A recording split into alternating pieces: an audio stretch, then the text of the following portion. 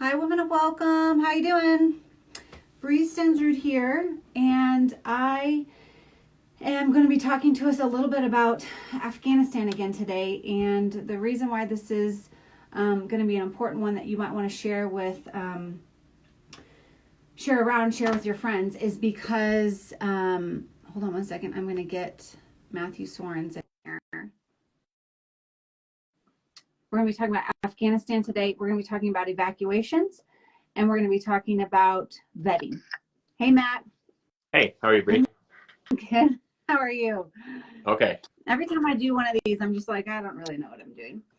But today we're talking about something that you should be able to share with friends and family. There's a lot of information being passed around. A lot of humanitarian organizations, military branches are trying to communicate about what's going on. But we know World Relief, Matt is the director of U.S. Church Mobilization, and he is tuned in and keyed in. I'm emailing him and Jenny Yang all the time. Like, can we get this person in? Well, who do I email about this? What do I do? And in any case, World Relief is just has decades and decades of experience in this space. And so what I really want to talk about is people are talking about evacuations and they're talking about vetting. There is some worry that's happening about who's being vetted. Or is there enough time to vet people?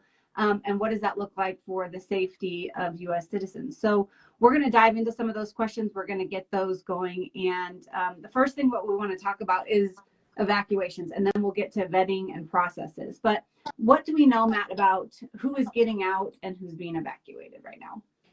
Yeah, so in just the last 24 hours or so, the numbers of people being evacuated have increased out of the Kabul airport. It's worth noting that there's a lot of people who are vulnerable in Afghanistan who need to get out who are not close to Kabul. I mean, those of us in the United States probably don't have the context of just how very large Afghanistan is.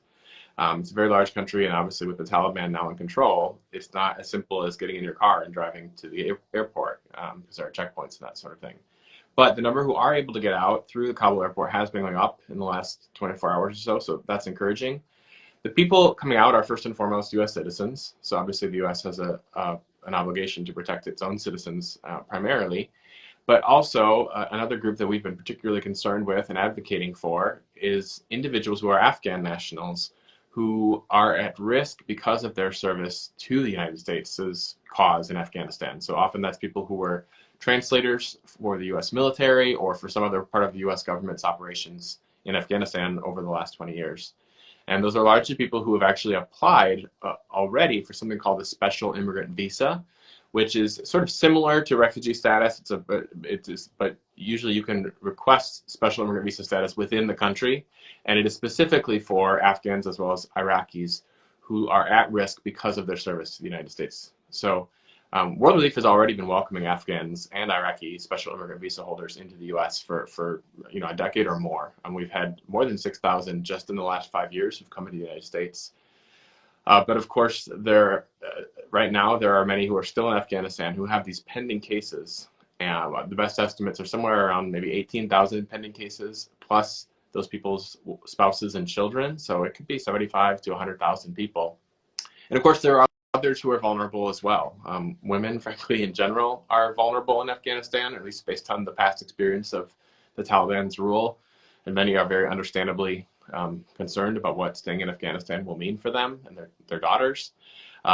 Christians and other religious minorities are, a small share of the population in Afghanistan, but certainly are understandably very concerned about what it will look like with the Taliban taking over. So we don't know precise numbers of, what share of those that are being evacuated are U.S. citizens versus those with pending special immigrant visa cases.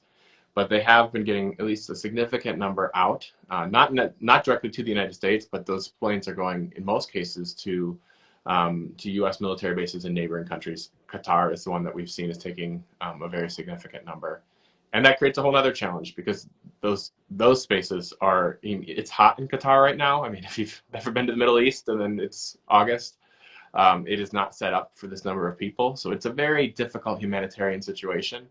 But of course, the most urgent, pressing need is to get people out while it's still possible to get out, whose lives would be at risk once the U.S. is no longer there to offer protection in Afghanistan. Okay, so if you don't have an SIV, or maybe you don't necessarily qualify. Well, first, maybe you do qualify.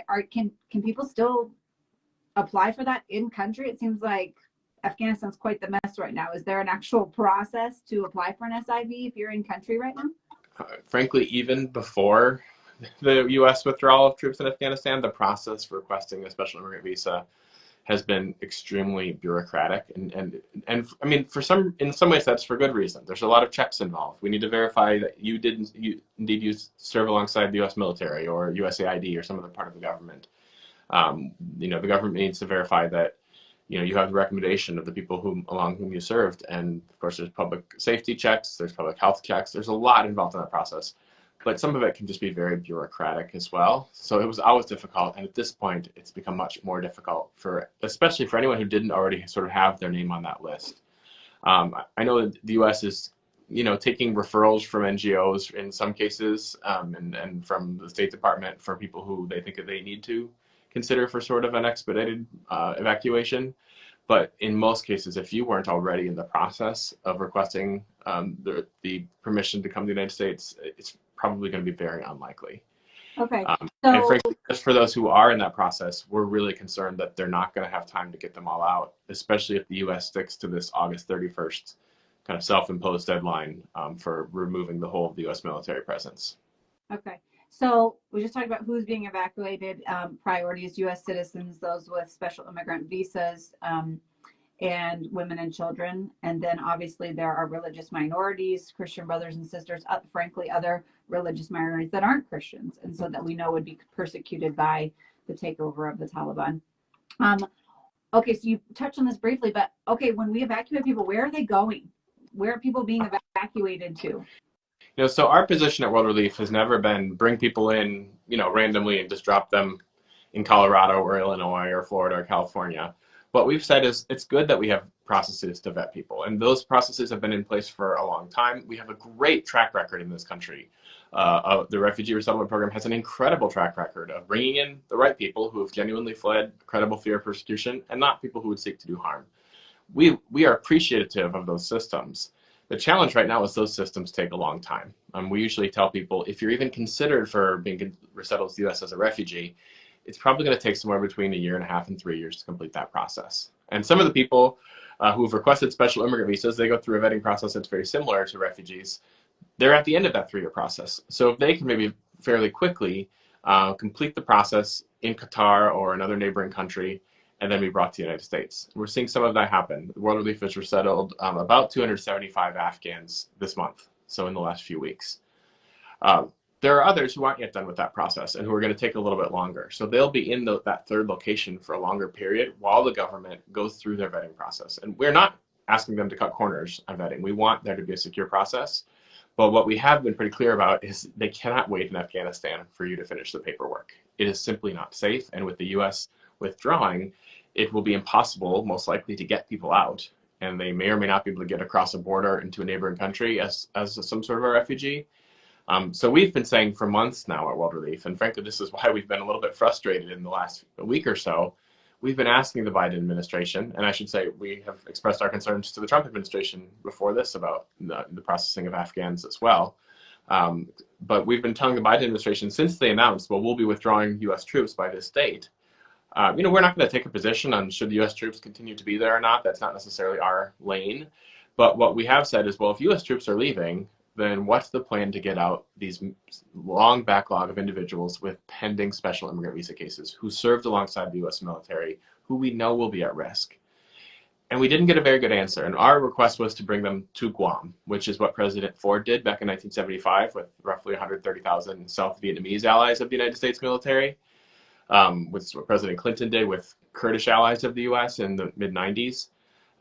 Unfortunately, from our perspective, that didn't happen in an orderly way in advance. I mean, and yes, it would always be a huge operation to remove that many people, but it could have happened from different parts of the country when the country was still under the control of the United States military in cooperation with the previous Afghan government.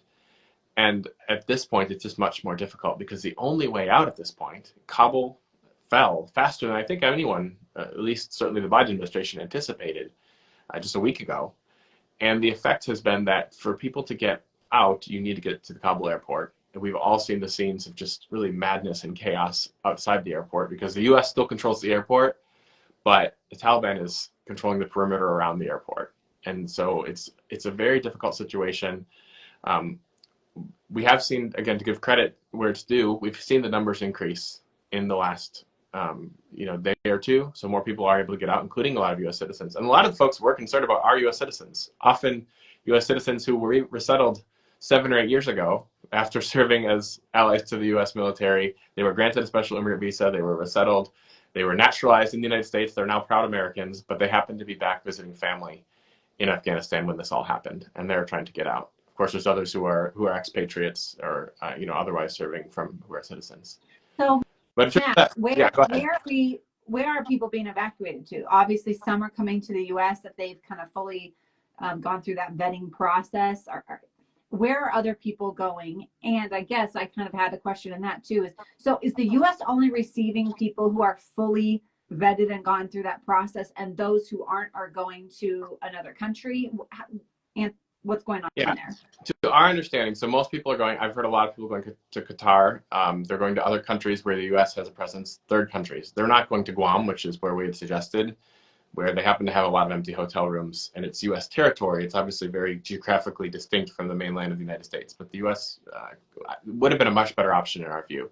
But they're going to third countries in situations that are really quite dire in some cases. They are only then being brought to the United States when the U.S. has signed off on them for resettlement. Now, they're not necessarily all coming as through the formal refugee resettlement process, or some of them are having their special immigrant visas approved. Others of them are saying, we can sign off on the security clearances here, we're clear on that, but we're going to continue the paperwork once you arrive in the United States. And those people are being brought under what's called parole status. So that's an authority that previous administrations have used in similar circumstances to bring in people in a humanitarian crisis. But they are being vetted for security concerns. And it's worth noting, with the people with pending special immigrant visa cases, they went through a whole host of background checks before the U.S. government embedded them with the U.S. military in Afghanistan. I mean, one of my colleagues mentioned that one of the folks that they've served who said that he literally shook the president's hand. Like, that's how close these people are to people in positions of authority. You don't get into that position without going through a very thorough vetting process in advance. So once they get to the United States, in many cases, they're being sent to, at this point, we've heard of 3 military bases around the U.S., in Wisconsin, in Virginia, in Texas, where there's further processing happening. Again, just making sure that all the paperwork is completed. And from there, they're being sent to the network of refugee resettlement that has existed in this country for decades. So World Relief is a big part of that. We're one of the 9 national agencies that has long worked with the U.S. State Department to resettle refugees and also those granted special immigrant visas. So for World Relief, so far, as I said, this month, it's been about 275 Afghans who've arrived so far. We anticipate that going up pretty quickly, even in the next several days and certainly weeks as the processing is completed. Again, there will be others who have to stay overseas for a longer period of time, but there are some who they are ready to approve and let come to the United States now. A lot of these are large families, and we've had a number of the families that arrive that have 4 or 5 children. So one of our biggest challenges is finding housing for those families. Sometimes we're able to work, on a short-term, people stay in a homestay of some sort, but of course the goal is to get them into an apartment. And even there, just like one of the big needs we have is landlords who are willing to take a small chance on someone who's not going to have a credit history. When you show up here as a refugee or a special immigrant visa holder or a parolee, whatever, you don't have a U.S. credit history. So we've always had landlords who have been great partners on that, but we're going to need more, and especially in particular communities. The places we're seeing the most Afghans want to go right now, and this could change, but so far it's been Sacramento, California, Modesto, California, Seattle, Washington, and the surrounding area, and then the Dallas-Fort Worth area as well. So that could change. We may see more coming, but Afghans tend to want to go where they already, know someone. And so those are communities with large Afghan populations already. Okay. So if they're not coming to the U.S., the other countries they're being sent to are? The one that I've seen reported is Qatar. I'm not sure I know there are other U.S. allies that are receiving some. I'm not sure exactly all the places that they're being sent. Is Europe doing evacuations right now, or is it just the U.S.?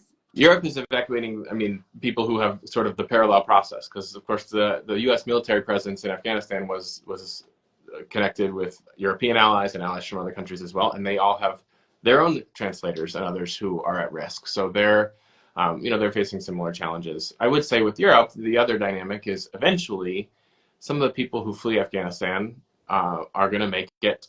Some are going through Iran to Turkey. Some are trying to go to Pakistan. There's not a lot of great options for where to go, and some of those countries are already closing their borders. But likely some of them will become desperate in those circumstances, and a lot like the Syrian crisis, they will try to make their way to Europe. I mean, they will not try to make their way by sea to the United States for obvious geographic reasons. But I mean, this is a short-term crisis, but it's going to be a long-term refugee situation as well. And not that that's new from Afghanistan, frankly. It's been one of the top country of origins for refugees for a long time, even from past conflicts. But yeah, I think in Europe, there probably, it's likely that there will be people trying to seek safety in Europe in the months and years to come as well. Okay, so what we want to do this morning or this afternoon, depending on where you are, is just to dispel the myth that we're letting anyone and everyone from Afghanistan come to the United States. That is not happening. I have seen this on multiple cable news networks, is the fear of who's coming. We don't have time to vet these folks. That is actually not happening, and we can reassure you of that. And I think the real distinction people need to understand, we don't have time to vet them in Afghanistan, but you can take them to another location and vet them there. And that's what we've been advocating for months. That's the key distinction. Okay, so there's a lot of concerns about Christians in the underground church, a lot of posts about hit lists. What do we know about Christians in Afghanistan right now? Yeah, obviously Christians are a very small minority of all people in Afghanistan, but there are believers in Afghanistan, and they are uniquely vulnerable right now, along with some other religious minorities that are just not tolerated by the Taliban. And we're really concerned for those brothers and sisters in Christ. One thing that, and for other religious minorities who are persecuted because of their religion, we have encouraged the U.S. government to prioritize religious minorities, and so it actually has the U.S. Commission for International Religious Freedom, which is an independent commission that looks at issues of religious freedom, to prioritize those individuals for refugee status. It's the challenge right now is, in most cases, they're going to need to get themselves out of the country, which, as we just said, is not going to be easy to do in many cases. We have been really encouraging our government to do everything possible to get out those who are most vulnerable, and religious minorities are certainly going to fit into that category. And for now, I mean, I think it's really incumbent upon us to pray for all those in Afghanistan, but with a particular concern for those who are persecuted for their faith, and frankly, praying for that day when Afghanistan would have the religious freedom that we are blessed with in the United States. And not to take that for granted, because it is, we sometimes sort of loosely talk about persecution in the United States when, I don't know, like our Starbucks cup didn't say Merry Christmas or something like that. But that's not persecution. We have sisters and brothers in Christ in other parts of the world, and Afghanistan is high on that list, who face very severe persecution because of their faith in Jesus. And it's a tragic situation, and yet we also have seen that God has worked even in the midst of persecution throughout the history of the church. So I'm going to just throw this at you, and you might not have an answer, but for those Christians or those SIVs who can't get to the airport, what are their options? I wish I had an answer for that, Bree. And honestly, like everyone I know who knows people from Afghanistan or currently in Afghanistan, and we have colleagues who have spent much of their long periods of their lives in Afghanistan doing whether in the military or with an NGO or whatever, they all are having people reach out like constantly saying, please, can you help me get out? And we're doing our best to pass on information to the U.S. government and advocate for them, even on an individual basis. But we cannot guarantee to anyone that our government will be able to get them out. And frankly, if they're not able to get to the airport in Kabul, there's not a great way. I don't have any good advice for those people, except for that I'm really praying for them and praying that that they would be able to get out if they need to. And yeah, I wish I had a good answer to that. It's frankly, it reminds me so much of the stories I've heard from some of my colleagues who've been around World Relief longer than I have about the fall of Saigon. And when Saigon fell in 1975, that's the origins of World Relief's refugee resettlement program. I mean, it was a missionary couple who had served in Vietnam who was getting these same, it wasn't emails at the time and SMS messages or WhatsApp messages. It was telegraphs and telephone calls and letters saying, we are desperate. We have to get out, or we've gotten out, but we don't know where to go. And this really inspiring couple, Evelyn and Grady Mangum, started banging on every door they could in the United States to say, we need to help these, in some cases, sisters and brothers, in other cases, people who don't know Jesus, whose vision of the United States, which for better or worse is often viewed as a Christian country, is going to be informed by how our country responds and whether or not we keep our commitments to them, to our allies who stood alongside us. And they were able to get, again, to President Ford's credit, he brought out 130,000 people in an evacuation to Guam, and hundreds of thousands more came out in the years that followed. And eventually that refugee resettlement program came under the auspices of World Relief in 1979. And just an incredible story. And we've been, things have gotten a little bit more organized since the 70s. But in an interesting way, there's a parallel back to that where, we're once again facing an incredible need to get people out quickly. And then after people have been thoroughly vetted and confirmed that they qualify to come, we're going to need it. We're just going to need a ton of help. As the numbers, there's almost a tension point for us at World Relief because our staff is exhausted after 1 week of this. And it's going to be weeks more. We're encouraged and just so overwhelmed in a positive way by the incredible outpouring, the number of phone calls. And if we haven't been able to call you back and tell you how to volunteer, we're going to get to you. It's just, there's been so many phone calls, so many emails. Often we do try to have as much information on our website to make it as easy as possible for people, whether they want to give or to volunteer, or if you're in a community where we're settling. If you're a landlord, that's like one of our biggest needs, or if you wanted to be a host home, or if you even just putting together welcome kits, so household items that we need to have in an apartment when someone new moves in.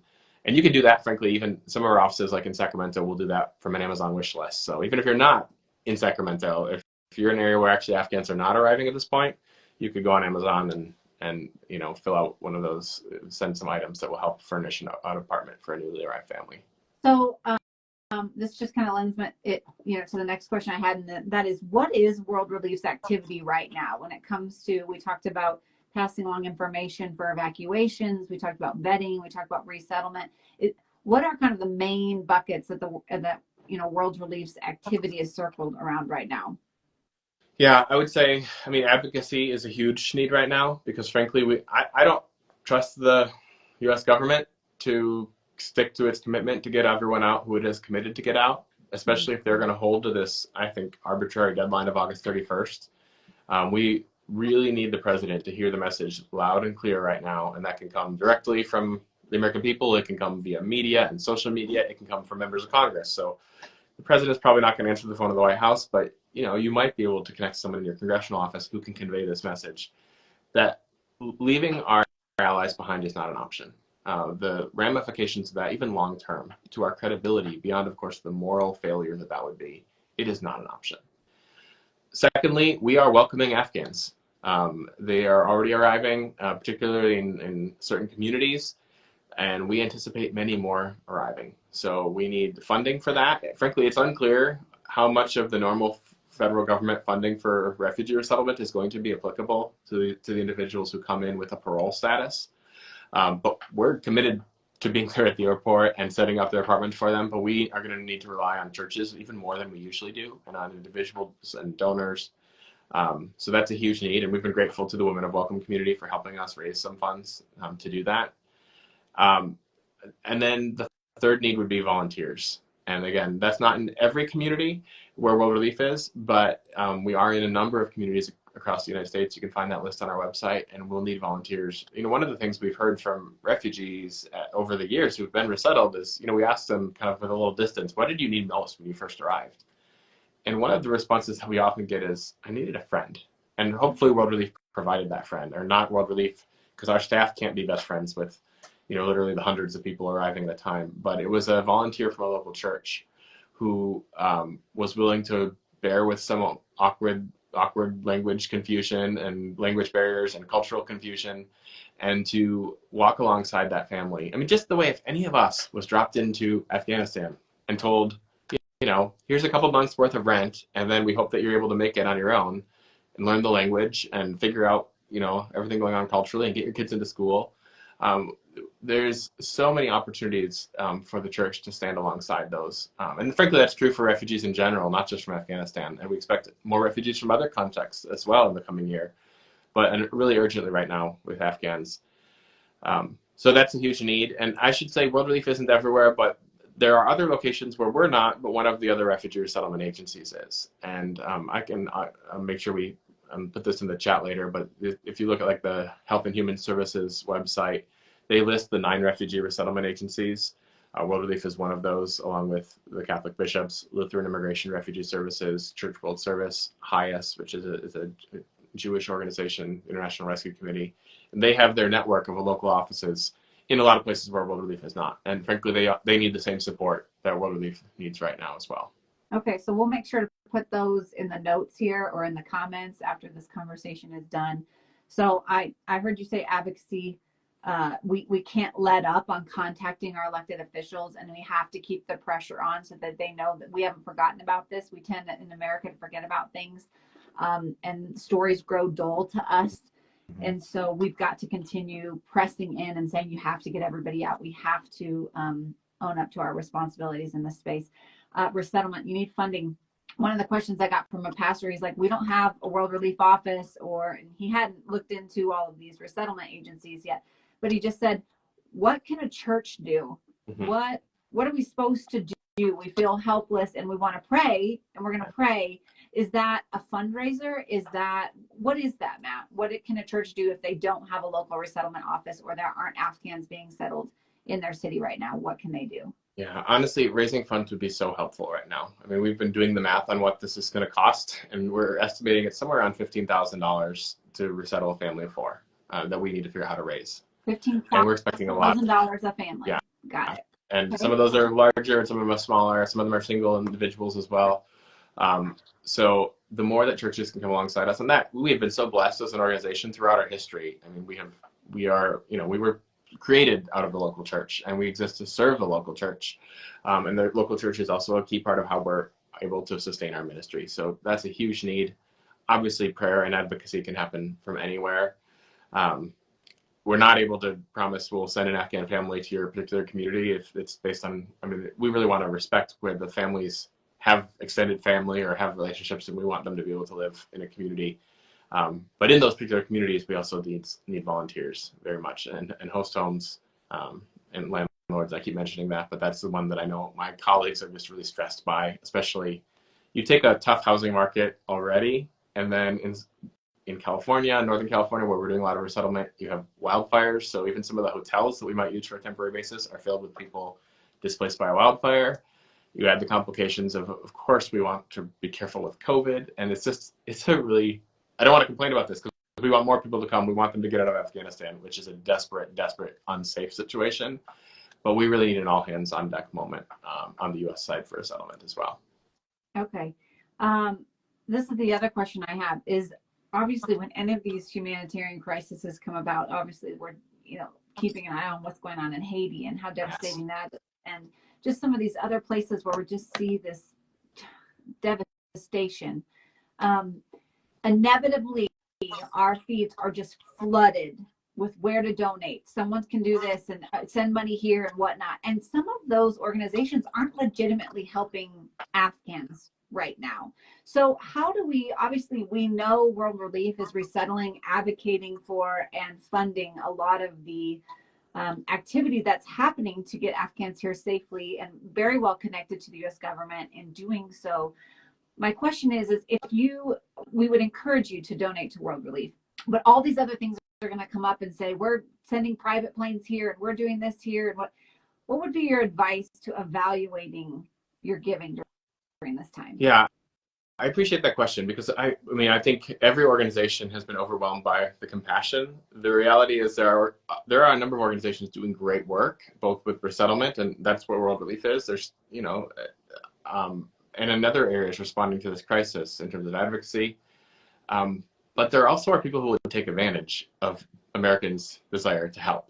And I mean, I've been forwarded emails from church, missions pastors saying, "Hey, we got this email," and I'm not always sure if it's legitimate. I'm not sure it's illegitimate either. But a few of them that I've seen are sort of almost manipulative. Like this, if you don't, if you send this money, this family's going to get out. And frankly, the primary factor on whether people can get out right now is not if you give money to World Relief or any other organization. It's if our government makes that happen. The problem is that people can't get into the airport and they can't get around the Taliban, and no donation is necessarily going to fix that. So I would be wary of anyone who's trying to manipulate you to give. Where I would feel most comfortable giving is to a refugee resettlement organization that works with the State Department. So World Relief is one of those. Again, if in your community it's Catholic Charities or it's Bethany Christian Services working with one of the national organizations, that's great. And we want you to choose somewhere to give that's local or just that fits with your values. But it is the refugee resettlement agencies that are going to be handling the process of resettlement. So working with lots of local partners as well. So it's possible a local partner is affiliated with one of those national agencies. But ask those questions. Are you working with one of the refugee resettlement agencies? And look and make sure who they refer you to is on that list of 9 organizations. Okay. I would also just say, I appreciate you bringing up Haiti, because Haiti would be like the top news story if it wasn't for Afghanistan. And I worry that people have missed that Haiti got hit with an earthquake of a greater magnitude than the one that hit in 2010. And there are tens of thousands of people who've lost their homes in Haiti, in the region of the country called Lakai. That's actually an area where World Relief has been on the ground for several years, since Hurricane Matthew hit. I think it might have been 2016.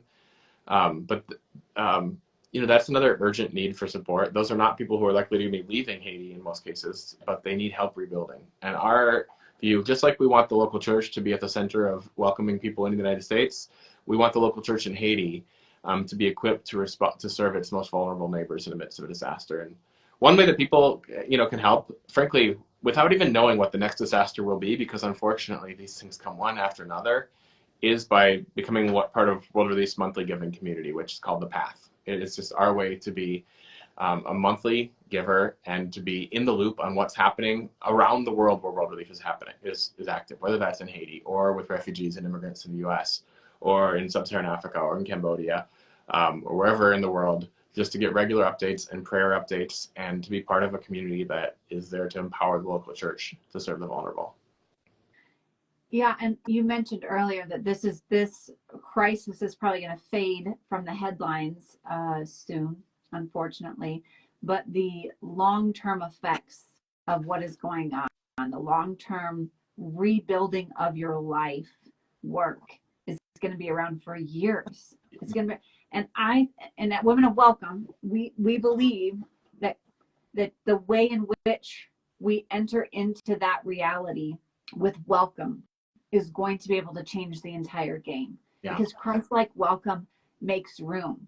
It doesn't listen to all of the noise that causes fear and anxiety and makes you think of how different things might be or what this might change. Or that is not Christ-like welcome. Christ-like welcome makes room. And if we want to be the Church of Christ, not only are we going to have to give, but we're going to have to open up. We're going to have to declutter. We're going to have to make some space and have this attitude of, you are welcome here. Yeah. You are welcome here. And that is going to have to carry longer and far past when the headlines fade. Yeah, that's so good, Bree. And one thing that I love that you all do at Women of Welcome, and I know we've been trying to do in our partnership with Women of Welcome and in other ways at World Relief, is really challenging the church. I mean, we're clear on what we need to do now with Afghans arriving. We sometimes don't spend long enough on the why. Why do we do this? Of course, we do this because we're human beings and there are people who are in need. But even on a deeper level than that, we do this because we're followers of Jesus, who was displaced from his home by persecution and had to leave in the middle of the night and get to Egypt in Matthew chapter 2.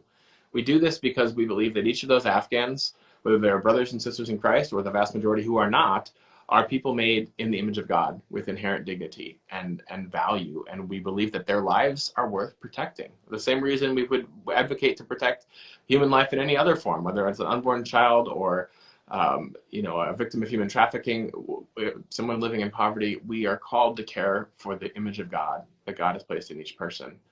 And then just I mean, the Bible speaks so clearly and so specifically about how God wanted his people to treat vulnerable foreigners. And I mean, we just keep going back to those same passages because somehow I think a lot of my personal experience growing up in a church that I love, which loved the Bible and taught me to love the Bible, somehow I miss some of those passages. And there's polls out there that suggest that a ton of evangelicals are really eager to help right now, and there's some others who are suspicious and who might, have some fears. Our challenge has really been to constantly go back to how do we respond with that Christ-like welcome, with hospitality, which, hospitality sometimes is like the theme of the women's conference, and we think it's about making nice muffins for your friends when they come over. Hospitality, I'm all for muffins. I love muffins. But hospitality is loving strangers. It's philoxenia, the love of strangers. And it's not just for women, although women are called to be hospitable. It's also for men. It's a virtue that all Christians are called to. It's actually a requirement for leadership in the church, and in Timothy and 1 Timothy and in Titus. And when we do welcome strangers, when, as Hebrews 13 says, we practice welcoming strangers, we could actually be welcoming angels without realizing it. And that's, I don't know for sure that we've welcomed literal angels in our work at World Relief, but we have welcomed people who have been an incredible blessing to this country, to us as an organization, to the church in the United States. I mean, I think back to that Vietnamese experience 45 years ago. If you look at the Vietnamese community in the United States today, they are less likely to live in poverty than the average American. And by the way, most of those people either came as refugees or it's their relatives who came to join them later or who were born to them. They are less likely to live in poverty. They are disproportionately starting small businesses. They've been a huge boon economically. Whole industries that wouldn't exist if it wasn't for Vietnamese refugees, like the nail salon, that didn't exist before the Vietnamese came here, unless you were like super wealthy. It was something that the Vietnamese refugee community basically innovated and made accessible to normal people. And then even on a spiritual level, if you look at the Vietnamese in America, most of them were not Christians when they arrived. But Vietnamese in America are far more likely to be Christians here than the Vietnamese who still live in Vietnam. And a significant part of that is that they were welcomed by local churches, both Protestant and Catholic. And I hope that that will be the legacy a generation from now or 2 generations from now, that the church welcomed these Afghan individuals. We're going to love them whether they would ever want to share our faith or not. We're called to love them as our neighbors, and we were to affirm the dignity. But my hope is that they would see the love within us, and that would actually point people to Jesus. Right. And Matthew 25 sums it up super well. And that when we do these things for the least of these, we're actually doing this unto Jesus himself. Romans 15:7. Therefore, welcome one another as Christ has welcomed you for the glory of God. So, ladies, thank you so much. If you're just joining us, we were talking about who's being evacuated, the vetting process that's happening, the activity that World Relief is involved in, and the need that's going to be happening on the resettlement side of things. And so if you want to, just go ahead and scroll back up and watch this. And we hope that you would share this. We know that so many of your friends, maybe some of you, have had fears about so many people coming. And this is not an open carte blanche situation as far as anybody who hops on a plane can come. That is not the case. We've talked about that. So go back up and watch that beginning part of the video. Matt, World Relief, thank you so much for joining us. Thank you for all you're doing. Thank you, Bree, for all you guys are doing. We appreciate it. All right. Talk to you later. Bye.